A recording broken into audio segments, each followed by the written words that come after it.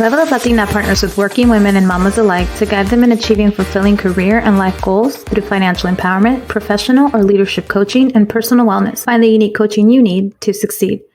You're listening to Vero, Ceci, and Irene, and we are Level Up Latina. Welcome to another episode of the Level Up Latina podcast.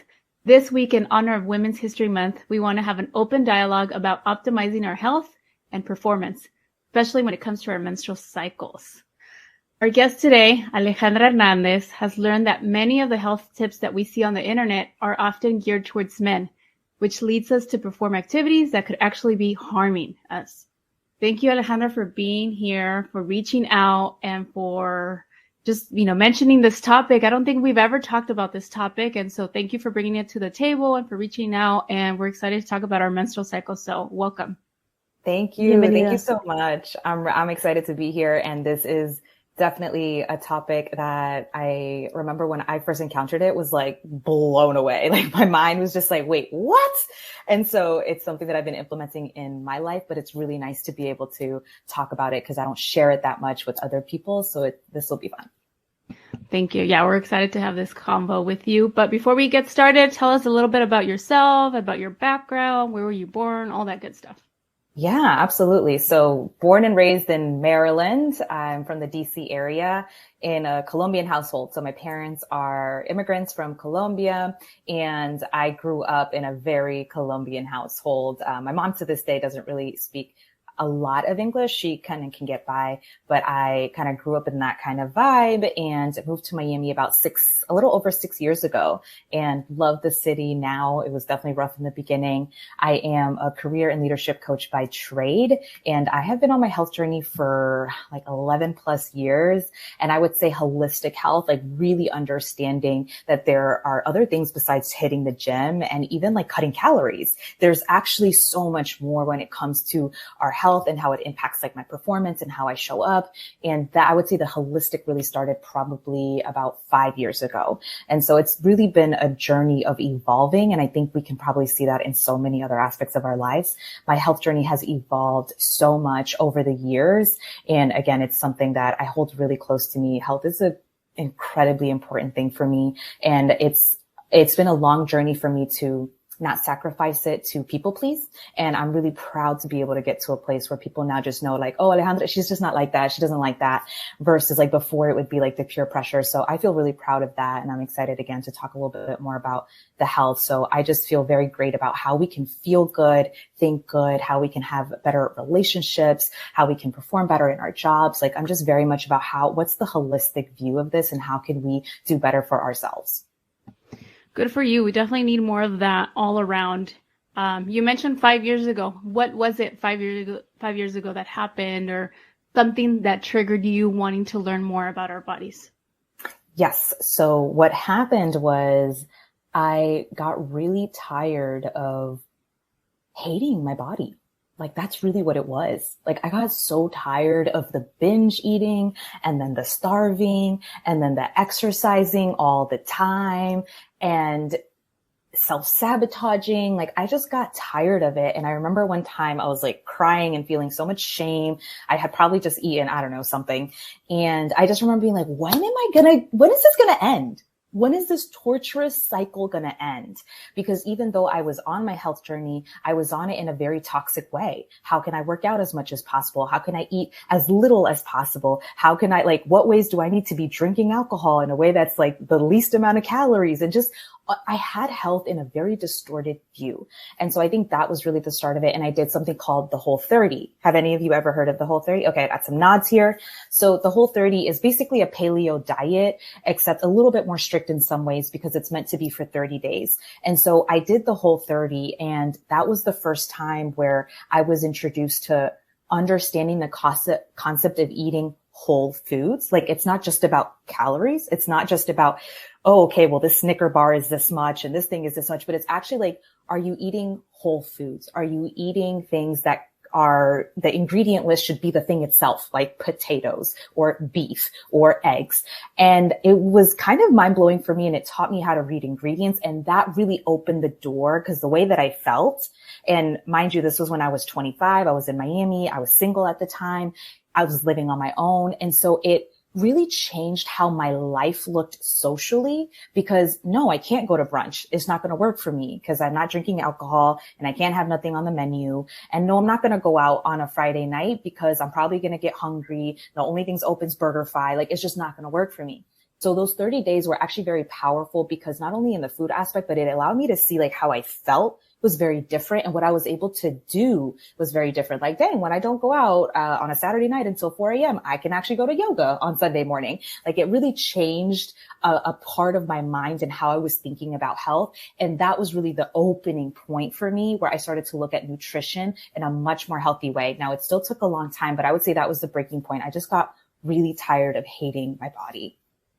Well, I think also in our 20s, we're navigating, you know, our adulthood, like you said it, Miami, single girl in our 20s, just, you know, partying and like not really thinking about our bodies, what we're putting into our bodies. And yeah, we have our weekly, oh God, no, our monthly menstrual periods. But we just kind of go with the flow. But you took it upon yourself. You started learning. I know you mentioned in emails that you did master classes, and you mentioned these two women, I think, that are kind of the experts in the topic, right? Of like using your menstrual cycle to your advantage. And I know from like personal experience that, you know, those days come and it's just like, oh, I feel kind of lazy. I don't really want to go out and exercise, and I just want to like bundle up. But I know that when I do even go just for a run, like if I feel better, maybe not 100%, like when I'm not on my period, but I know that it's going to make me feel good.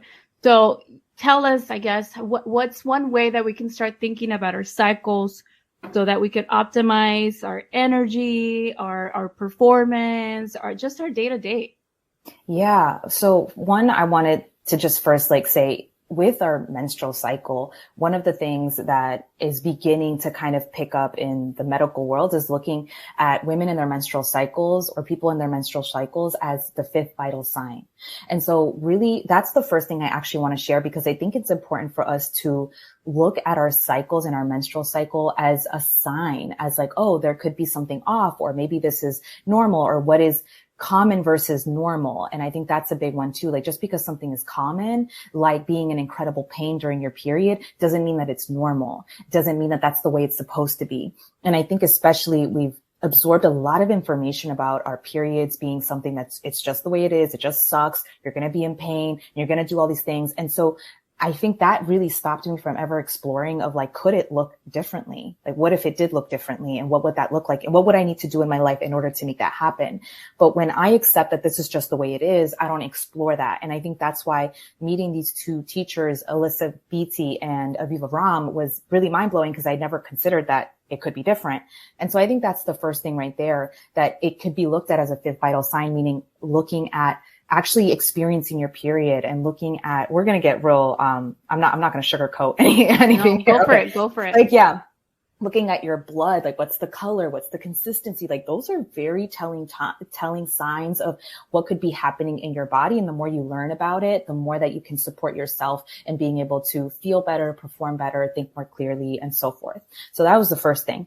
Now, the second thing in terms of how we can just like leverage it is understanding that what is the cycle, understanding that. And so one of the things I want to share about the difference between men and women and how they operate just like on a physiological level is that men and women have a circadian rhythm. So we do have like this 24-hour clock. We get up when the sun is up for the majority of the people, and we get sleepy in the nighttime for the majority of the people. And so we see this commonality. However, in addition, people with menstrual cycles, they also have a 28-day cycle in addition to the circadian. And that's the thing that we really need to better understand, is that there's also a 28-day. So like men can literally get up, do the same thing day in, day out. It just is what it is. They can work out. They can do their crazy ass workouts every single day. And that's just what it is. They're good. For women, we have ebbs and flows throughout our month, throughout that 28 days that men do not experience. So that is why we need to better understand, to know that it's not just about the 24 hours and getting up and going to sleep. It's about understanding the 28 days that we have. And so if we talk about just like the super basics of the 4 parts, and then how do you leverage those things? We have 4 different phases in our cycle. And so we start off with our follicular. I'll say the 4 first. So it's follicular, number 1. Number 2 is ovulatory. Number 3 is luteal. And number 4 is your menstrual, your period. And so if you look at these 4 phases, you just want to begin to kind of understand what is each of the phases and what's happening in my body. And this is going to be super like basic and fundamental, but again, I'm happy to recommend the books that I've read and people that I follow to really understand this more.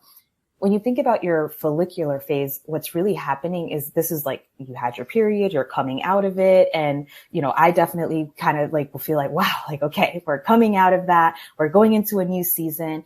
And you can think about this as like the spring season. And if you live in like the Northeast and you think about traditional seasons like that. I shed my skin. Yes. Yes, it feels like that for sure. It's like I've shed something, I've let go. And so during that springtime, one of the greatest things is like, as you're going out of it is first being able to recognize that this is the springtime. This is where things are starting to blossom. This is when you can start to plan new things. And you can do that at any point, but I'm just saying like optimally start planning new things and exploring new ideas and really begin to see how is this month going to look like? Because during your menstrual cycle, during your menstrual period, it's great to do some reflection, some evaluation, some, you know, what worked this past month? What do I want to release this past month as you're literally bleeding and releasing?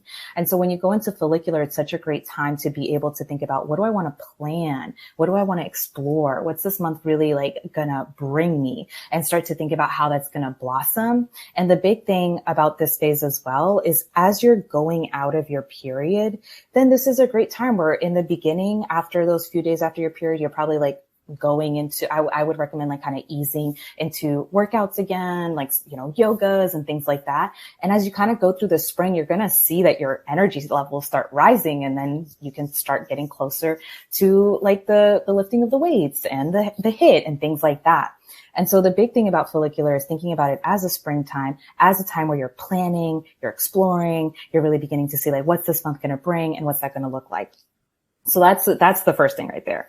Now, phase 1. Now, phase 2, ovulatory. So this is the time when our bodies are like, let's make babies.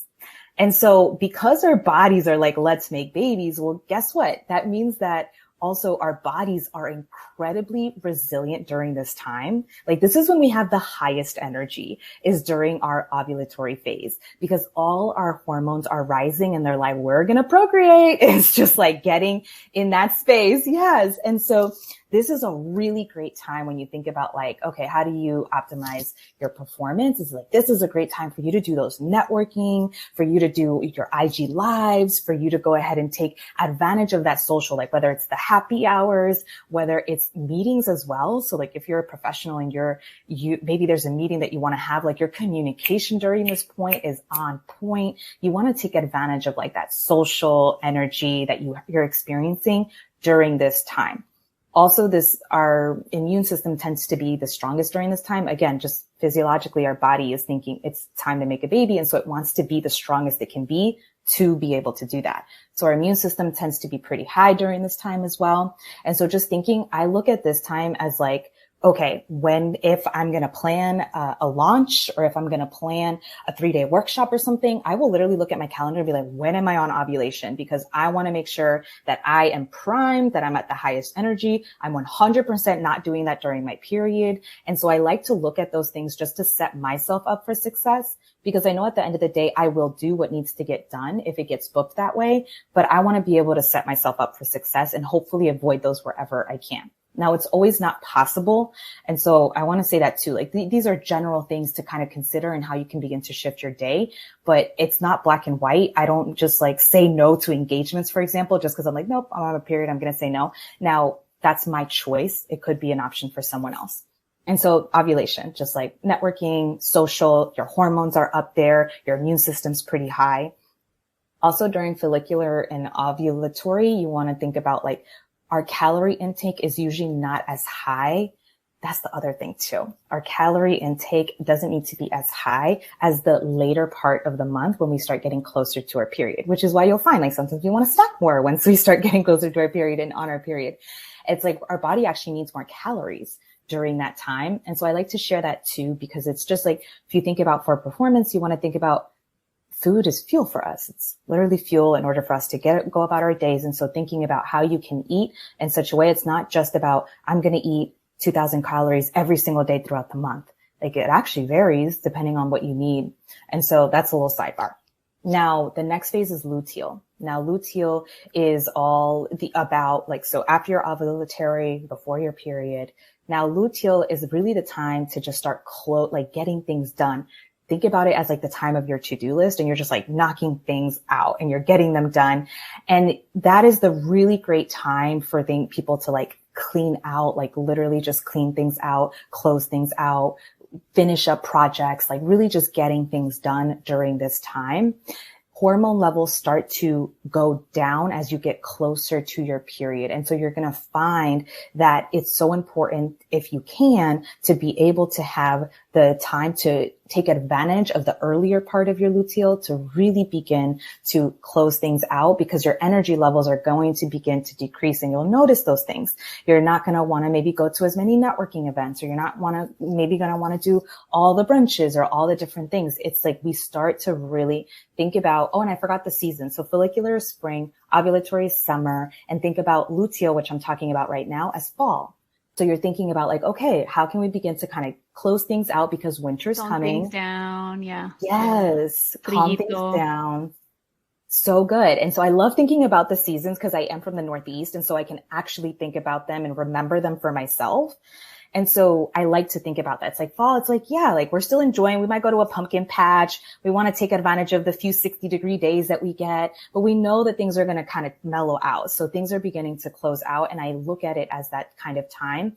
And you also want to make sure that you're eating a little bit more to be able to sustain yourself. So I just always encourage people to listen to your needs and your body. So if you're feeling hungry, but you're thinking like, but I said I'm only going to do 2,000 calories and it's on my MyFitnessPal.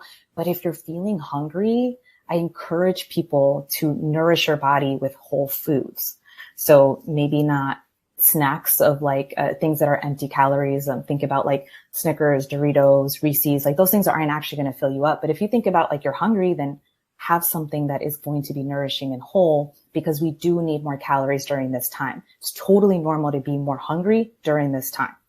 And then after that, we have our menstrual. And so we think about, I really look at this as like the winter. I think about it as a time to reflect. During our menstrual cycle, something that's really cool is like both our right and our left side of our brains are able to communicate for some reason in an easier way. Like they connect for some reason during this time more than other times of our menstrual cycle, of our cycle. And so if you think about that, what's really interesting is that it allows for a lot of creative thinking.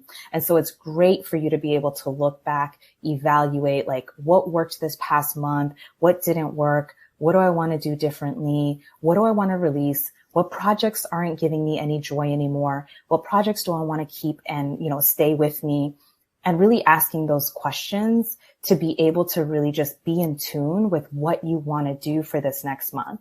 And so if we circle back to the menstrual cycle, it's such a great time to set intentions. It's a really great time to be able to set just forward and over like, what is this new month going to bring? Because once you enter the follicular phase, you're back in spring. And like I said, that's the really great time to start looking at those ideas that you came up during your menstrual cycle and start like navigating that and be like, let's plan this and let's do this. And so it's really, really great in terms of that sense. I personally, like I mentioned, it's not like I don't go anywhere, but if someone invites me to something, I will look at my calendar and I will see like, where am I at that time? And if it's during my period and it's like someone who wants to, it's like an all day event, I'll usually say no, because I know that for me, I'm going to be tired and I'm going to want to be home.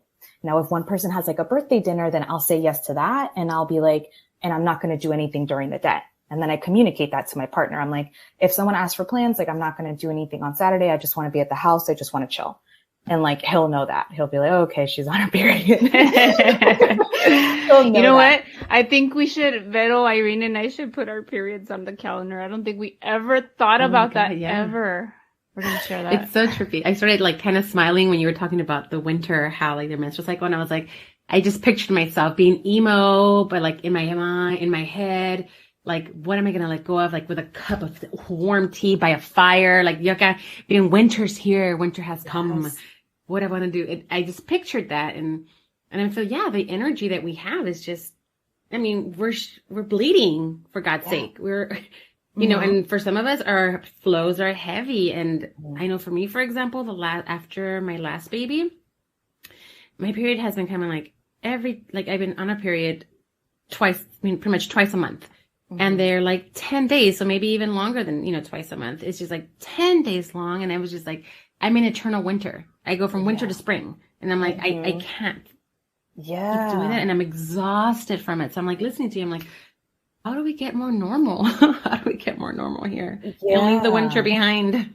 Yeah, that's such a great question. I know, one of them was posed, like, what happens if someone doesn't have like a regular cycle? And I think that's one of the big things, is really beginning to understand a little bit more about this and like reading about these different phases, but also the kinds of foods and the kinds of things that are going to support our bodies during these different phases is going to be really helpful as well, to better understand like what's going to help regulate the hormones. Because whenever something isn't normal, it's usually the hormones are irregulated and they need to get back to homeostasis. And so that's why there's like, if someone has, for example, PCOS, that's a big struggle with the hormones. And so there's a lot of pain involved in periods and so forth. And so there's so many different aspects. And that's why like I recommend these two women so much, because they know so much. And I wouldn't say especially Aviva Ram, but I love Aviva Ram because she takes, she's a certified MD. And so she has a lot of like the medical background paired with so many years of experience when it comes to hormones. And so I like to listen, and she has a podcast as well. And I like to read her book, and her book is like a dictionary. So it's just one of those things where I open wherever and I'm like, learn something today. Like, it's just like every single time.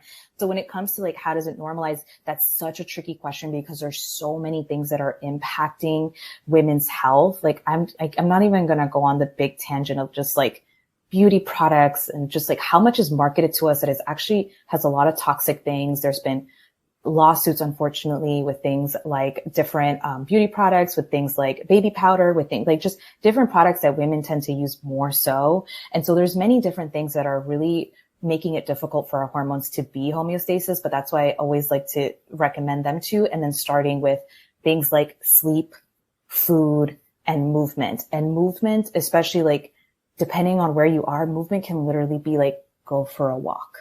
Like, it doesn't need to be like, I need to go and hit the gym and go wild. Like, if that's not where you're starting, or like, for example, you just had a baby, then like, yeah, you want to ease, like go after a baby, you're actually in winter for a while. And I don't remember the exact number of months, but so I can't tell you the exact number of months, but there is a number of time afterwards where I remember Alyssa Vitti saying, you want to look at that as like a long period of your menstrual time and looking at it as winter. So you want to eat warm foods. You want to be able to go for walks. You want to be gentle with your body, but still going out and moving it in a way so that it can be nourishing.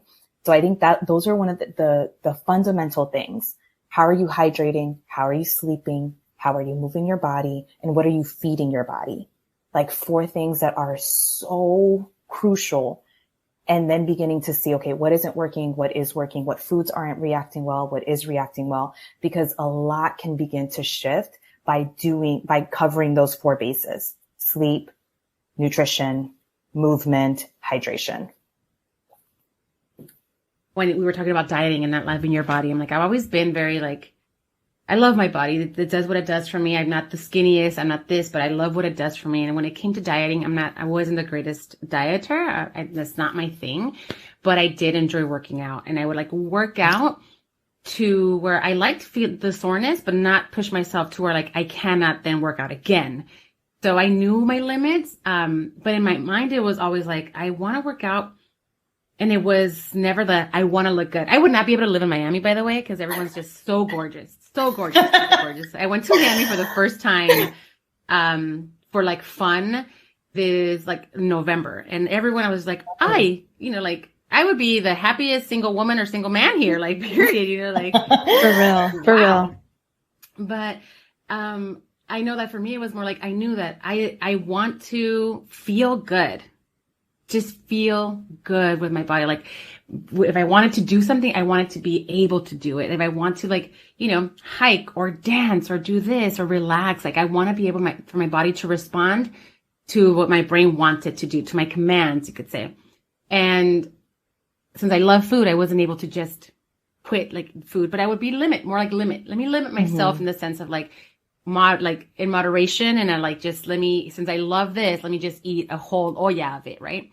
Yeah. So I think that it just takes time. I know we always talk about how I think we're all first generation here, and we come from families that kind of lead a life of, well, the abuelas used to do this, so let's go ahead and put it in practice here.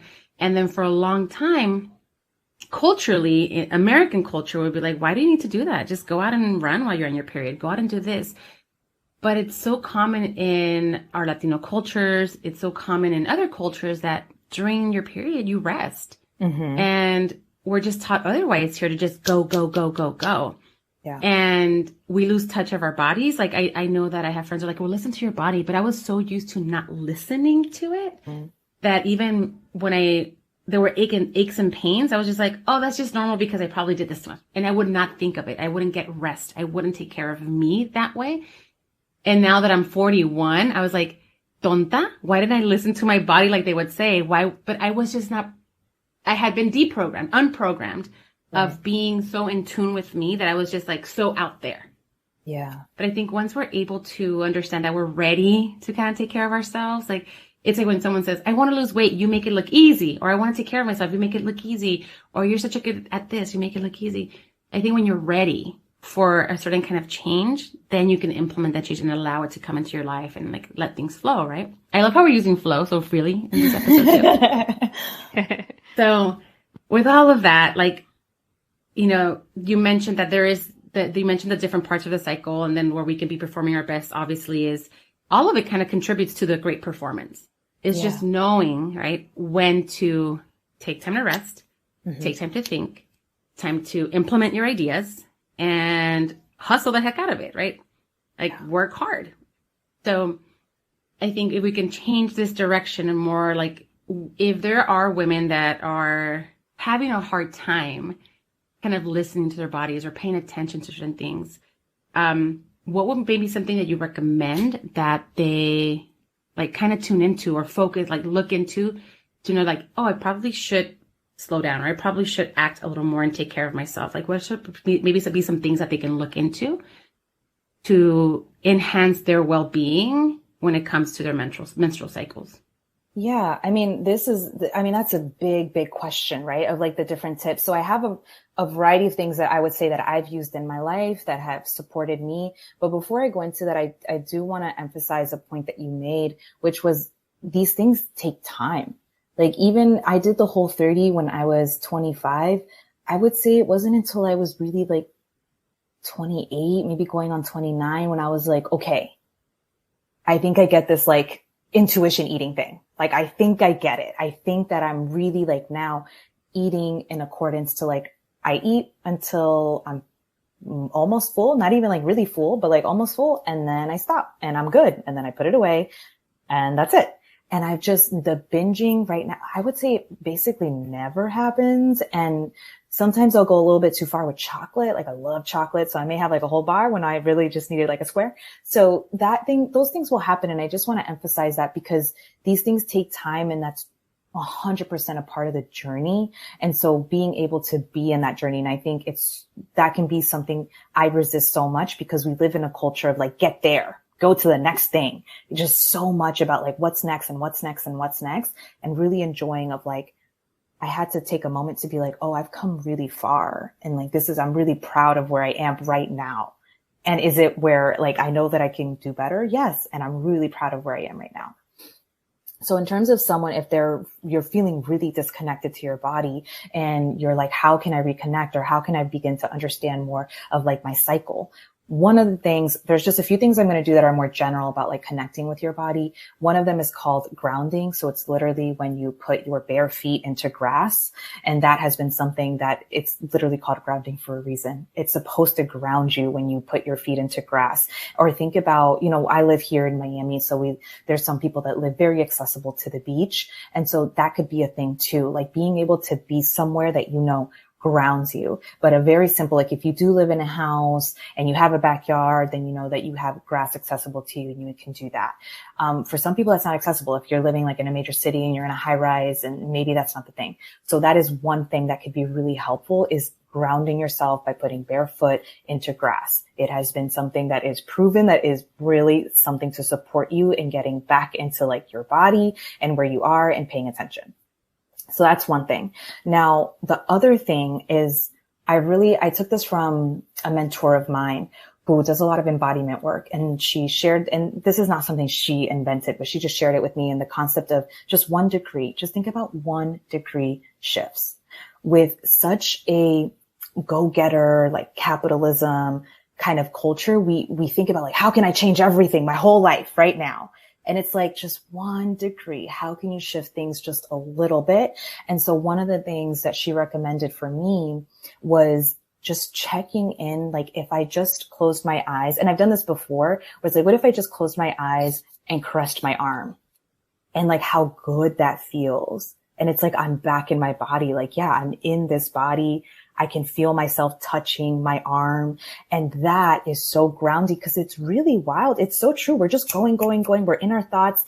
And it's like, if we just take a pause, put our feet in some grass, or close our eyes and touch our arm and like get reconnected to this moment and where we are, you're going to start reconnecting to yourself more often. And so I always recommend just 1 degree shifts. How can right now in this moment, if you're not driving, close your eyes and touch a body part of yours and be like, wow, this is where I am right now. So I like to do that one. And I always like to just share that 1 degree shift, because it doesn't need to be overwhelming. You don't need to remember all the 4 phases. You just need to be able to know there's a seed planted in me. And I can remember that during my menstrual cycle, during my period, it's okay for me to rest. It's okay for me to do less. And so that was tip number 2. Now, in terms of our menstrual, I think the next thing, instead of understanding and being in tune, is just actually start tracking your period. There's lots of apps for it. I use the app Flow. So here we go back with the word flow, FLO. It's a pink icon with a feather on it.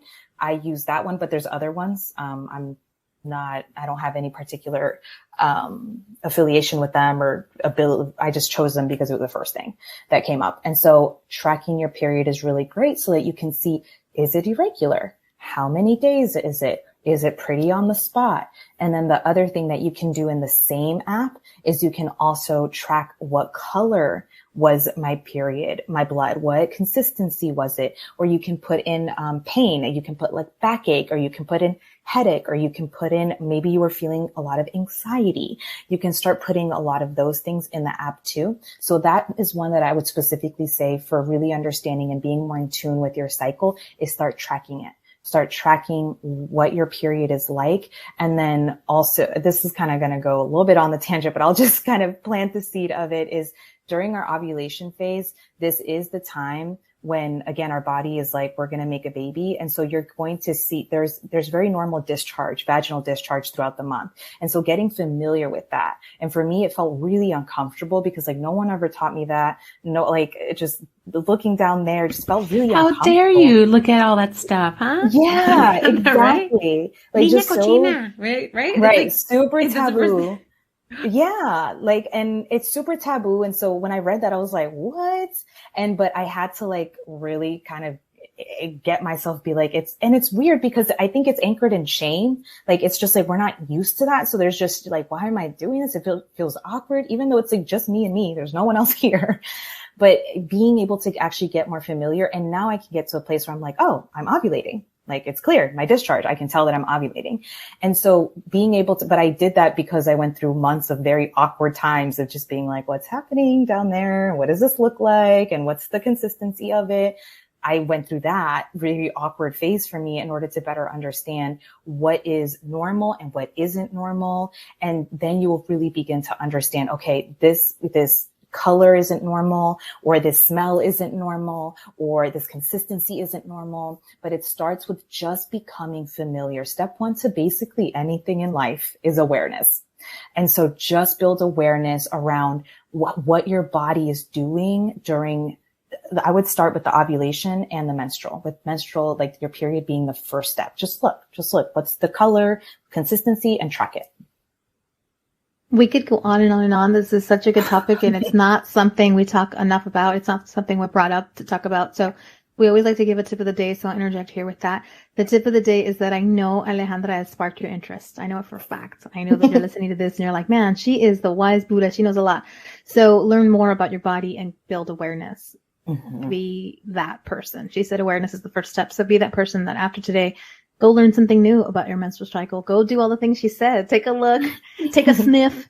If I must be so graphic, do that and grow your awareness. I think that's going to be our tip of the day, because I know for a fact none of this was something I was thinking about in my 20s, 30s, even my 40s. Like I'm blessed, and I'm one of those people that has a super straightforward, easy menstrual cycle. I don't even know what that means. Maybe that's a problem, but it's still something that we all need to be educated on. And as my daughter goes through the journey, I can't believe that I have a daughter that just got her period. Like I feel like I'm back in that space, and I'm there and I'm with her. And I was telling the girls a story about how I just couldn't wait for her to get it. Like I just want to be the opposite of what my mom was. My mom was like just not supportive and embarrassed and didn't want to talk about it and a little bit mean about it. But I think it's a generational thing. She's like almost 100 years old. So there you go. Not really. My poor mom. She's like, girl, 2 decades. 2 decades. What you talking about? So I wanted to just be excited and like go there with her. But then all that you've enlightened me on, like I have to even be more aware as a parent about like her seasons and her feels and everything she's going through. So wherever you are in your journey, you, your child, your mama, like this has been really great. And I'm so happy to have you here. And we could have you back because there's so much to cover and you're clearly super knowledgeable. But we are coming to the end of the show. And at the end of the show, we always like to ask our favorite question. And I don't even know if this is going to apply to you because you look so freaking young, but we'd like to ask all of our guests, what is their best advice or words of wisdom for their 25-year-old self? So let's see if we didn't just have egg on our face, and you can actually answer that. Like, she's like, this was like 6 months ago for me. I feel so honored that you just said that. So, I mean, the big thing for me, so I'll start with a little story and then I'll say like what the thing is that I would share. I just turned 30. I'm 30 years old. I was born in 92 and I turned 30 in August. And I will say that there was definitely something psychologically that happened when I turned 30. It was a time where I really was like, wow, like I'm ending a decade and like I'm no longer in my 20s. And then I started to feel that kind of guilt and the kind of like regret of being like, why were you so hating your body? Like you were so hot. Like what were you doing? Like it was like this regret of being like, why were you treating yourself like that? And then I had to anchor into forgiveness and compassion for myself and be like, you did the best like that you had at that time. And then being 30, that psychologically something really did happen. And so the wisdom that I would tell myself and that I'm telling myself now as a 30-year-old is that as a 25-year-old, I would tell myself, one day you are going to be 40 and you're going to crave and love that you were at this point at one point in your life. So love it, appreciate it, be in it and enjoy it. Because there is no going back, which is fine. That's the beauty of life, actually. I don't want to turn 40 having the kind of regret I had in my heart about my 20s. And I accept it because it was my path and I'm good with that. And I thank God for it. And I know that there are lessons that I'm going to implement for my 30s.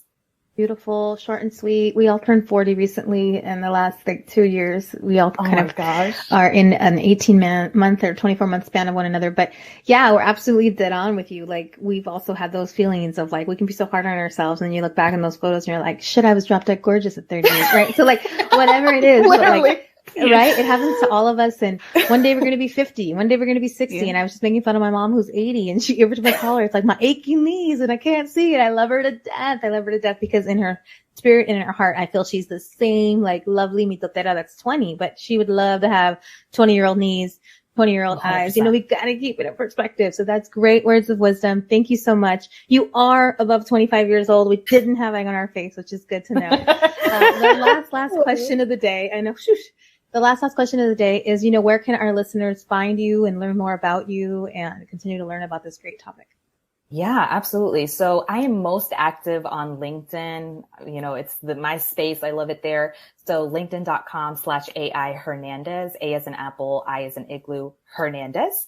And I am on Instagram, Empower Her Change. That's EMPOWHER change. So I am on Instagram as well, but just know you're more than welcome to DM me. It's me. I reply to DMs. You're more than welcome to say hi. I love building community on both platforms, but I am primarily on LinkedIn. That's awesome. I love to hear that you're primarily on LinkedIn. I'm hearing that a lot more. I'm also hearing that about TikTok. So that's really cool. It's very, very awesome that you're there and you're in that space and that you are also on Instagram where a lot of our listeners are. We've loved having you. You are clearly super duper knowledgeable. It's really inspiring. It's a topic we just don't know enough about, don't talk enough about. And so we're glad to be opening the door just a tad. And you're clearly passionate about it. So I do hope that our listeners will, slide into your DMs in a really positive way and ask questions and that you can be a help for them. So muchachas, muchísimas gracias. I know we've all learned a lot. Everybody's really going to take their next period super seriously after today if they haven't already. Thank you for the tips. Thank you for the clear passion. If anyone has questions for us, you know how to find us. Our email is admin@leveluplatina.com. You can find us on Facebook and Instagram @leveluplatina is our handle as always. On the not so active Twitter @Latina_up. In our Guilt-Free Squad, where everyone loves to be. You can sign up for the Guilt-Free Squad on leveluplatina.com. Check out our website. It's such a great place to talk about these very things. I know for a fact we have these kinds of conversations there. So yay to the Guilt-Free Squad and to the Guilt-Free Squad listeners that I know are listening. We love you. We'll talk to you later on the chat. Son las mejores de las mejores. Again, Ale, gracias. Fue un placer. Have fun in Miami. A Colombiana in Miami. I bet. I know. Girl, you fit in. The rest of us are like, I don't know if I fit in there. You're like, am I really married? Oh my God. That's how we felt in Brazil. Like everybody was freaking gorgeous. Remember? Oh, and tangas and everything. Colombia no se queda atrás. Colombia No, atrás. no, para nada. Un placer. Thank you so much. Que tengan un bonito día. Gracias. Gracias. Gracias. Don't forget to level up.